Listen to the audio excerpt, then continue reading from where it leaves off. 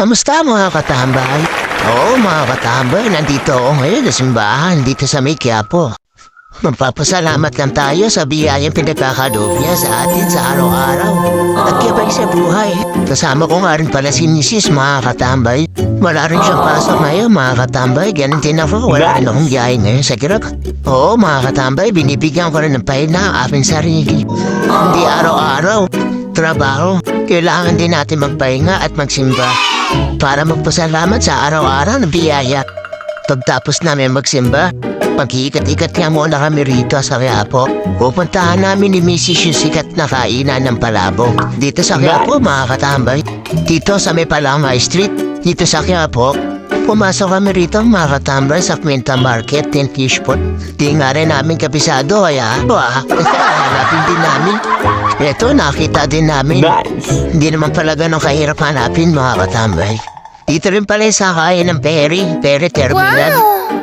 Pagdating namin dito, halos marami ka rin pala pagpipilian. Halos dikit-dikit lang din pala sila rito. Ito mga katambay, di sinasabi ko sa sikat na palabok dito sa Quiapo. Wow. Ang legendary ng palabok ng Quiapo. Kay Julie Dagas Iteri. Sa dami na kumakain sa kanila mga katambay, tumipat muna kami rito. Sikat din to mga katambay. Kay Robert and Cynthia. Masarap din daw ang palabok dito. Dito pa nga lang tatanungin ka na kung malapad o malipis. Yung ibig sabihin ng makapal at manipis, kung makapal na palabok o manipis na palabok ang gusto mo, mamimili ka kung anong choice mo. Wow. Pero ang pinili ko mga katambay yung makapal. Dalawang klase yan mga katambay, isang overload at isang regular. Yung overload naman yan, puro laman.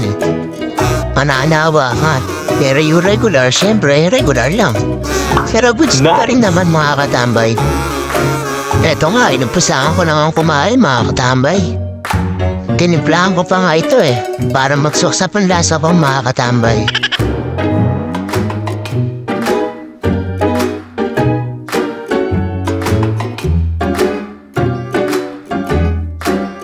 Ang hirap ng haluin sulit talaga.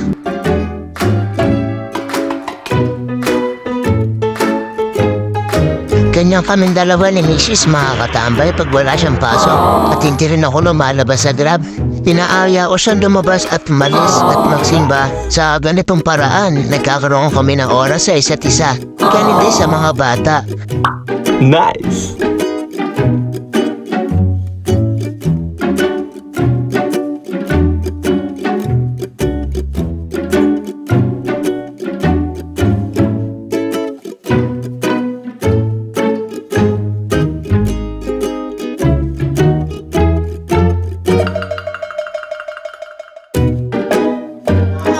Ayan mga katambay Robert and Cynthia. Diyan lang din yan mga katambay, hindi mahirap hanapin. Nasa 100 lang yan mga katambay. Overload na rin yan.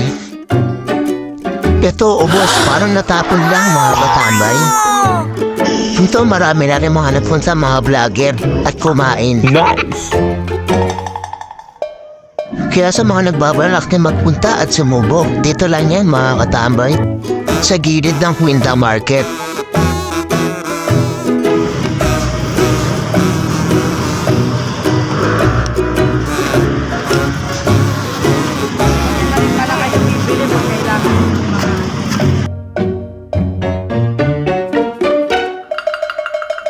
Pagkatapos namin kumain mga katambay, nadaanan ko to. Napabili talaga ako ng hopya. Baka kasing masarap mga katambay Nasa gilid din siya ng SM Quiapo.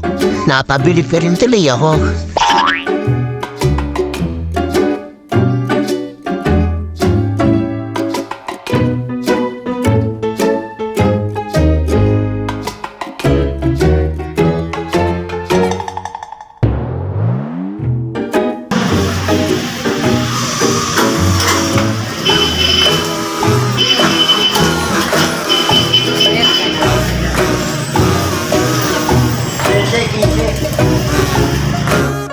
Ayan yung pangalan niya, Vienna Bakery. Yan lang din naman niya sa gilid ng SM Quiapo.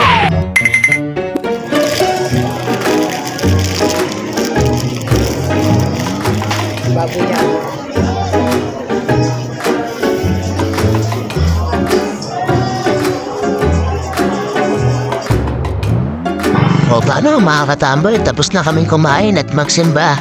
Uuwi na kami. Maraming salamat sa inyo mga katambay sa panonood. Kung sana kayo magsawa hanggang sa muli.